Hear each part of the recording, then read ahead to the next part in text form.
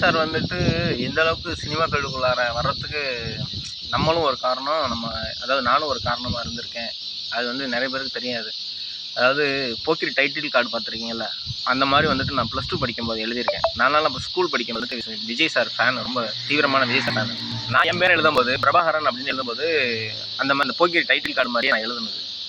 பின்னால் போக்கிரி படம் ரிலீஸ் ஆகும்போது அந்த டைட்டில் கார்டு பார்க்கும்போது, ஓ, இதை நம்ம எழுதுனதாச்சே அப்படின்னு சொல்லிட்டு சரி நான் அப்போதைக்கு கண்டுக்கல, பெருசாக நினைக்கல.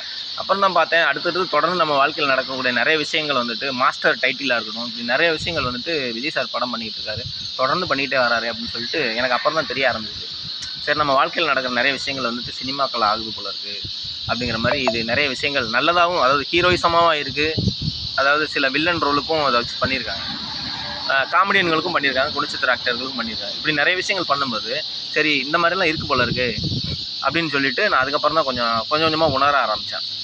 எனக்கு பின்னால் தான் தெரிய வந்துச்சு.